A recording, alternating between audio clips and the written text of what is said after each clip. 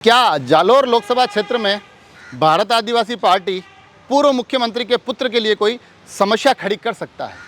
जी हाँ, भारत आदिवासी party BAP, इसका जब जब जिक्र होता है तब तब चर्चा इस बात को लेकर होती है कि आदिवासी अंचल जो कि मेवाड़ के एक विशेष क्षेत्र में सीमित है, वहाँ पर इस पार्टी का प्रभाव देखा जाता है। मगर आज के इस एपिसोड में इस पार्टी के प्रभाव को मेवाड़ की उन सीमाओं से लेकर मारवाड़ की एक लोकसभा क्षेत्र तक पहुँचाने की कोशिश करेंगे। जालोर के राजनीतिक धरातल पर इस पार्टी के प्रभाव को टटोलने की, परखने की कोशिश करेंगे, क्योंकि जब जब जिक्र आता है तब तब कहा जाता है कि लोकसभा चुनाव में अगर देखा जाएगा तो भारत आदिवासी पार्टी बांसवाड़ा डूंगरपुर में एक मजबूत स्थिति में, मजबूत चुनावी मुकाबले में नज़र आ रही है।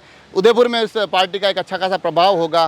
कहीं ना कहीं चित्तौड़ के लेकर भी जिक्र होता है कि प्रतापगढ़ और वो क्षेत्र है, वहाँ ये पार्टी मजबूत है, तो वहाँ पर भी अच्छे खासे वोट इसके प्रत्याशी को मिलेंगे। मगर ये तमाम सीटें मेवाड़ अंचल की मानी जाती है, वागड़ क्षेत्र इसे कहा जाता है।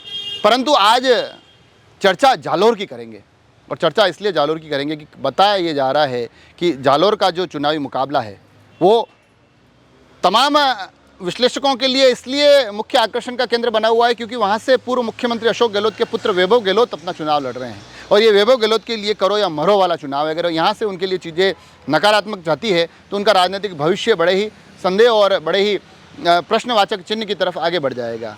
तो ऐसे में उस क्षेत्र में मुख्यमंत्री अशोक गहलोत अपना पूरा दम झोंके हुए हैं। जिस प्रकार से उन्होंने बसपा के प्रत्याशी को अपने पाले में लाए, वहाँ उनका नामांकन वापस करवाया, मगर उसके बाद चर्चा ये चल रही है कि क्या वहाँ उस क्षेत्र में जो भारत आदिवासी पार्टी के प्रत्याशी हैं, जो उस क्षेत्र में भारत आदिवासी पार्टी के समर्थक हैं, वो एक महत्वपूर्ण भूमिका अदा करेंगे।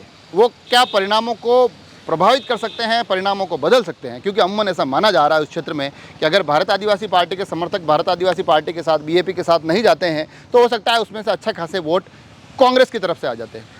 वैभव गहलोत को एक लाभ की स्थिति बन सकती थी।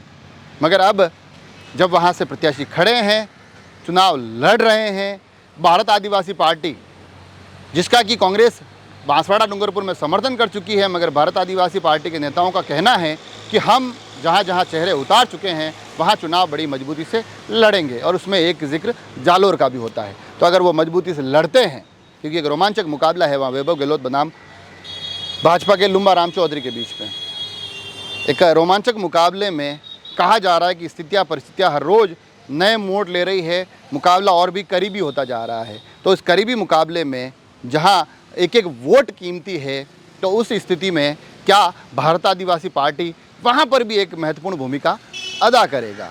जिक्र, ये विश्लेषण इसलिए क्योंकि जैसा कि मैंने शुरू में बताया कि भारत आदिवासी पार्टी के लिए कहा जाता है कि मात्र एक वागड़ क्षेत्र में सीमित पार्टी है, मगर उसके प्रभाव की खबरें अब जालोर से भी आ रही है। अब मारवाड़ अंचल से भी इसके प्रभाव की खबरें आ रही है, और वो भी उस एक लोकसभा क्षेत्र से जहाँ वैभव गहलोत स्वयं चुनाव लड़ रहे हैं।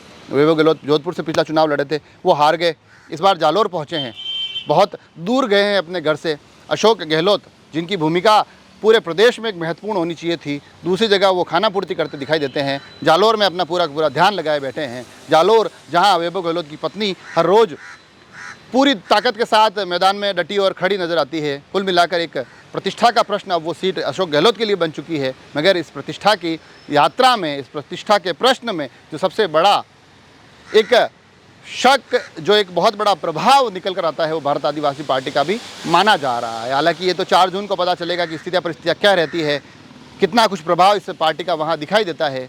परंतु ये तय है कि अगर उस क्षेत्र में भी ये प्रभाव बढ़ता नजर आता है तो उसके बाद आगे के कई राजनीतिक समीकरण, आगे के कई विधानसभाओं के समीकरण इस पार्टी के निगाह में रखते हुए, इस पार्टी को मद्देनजर रखते हुए भी अन्य पार्टियाँ बनाएगी। इस प्रभाव पर भी हमारी नज़र बनी रहेगी। आप सभी लोग जुड़े रहे राजसमंद एक्सप्रेस से। धन्यवाद।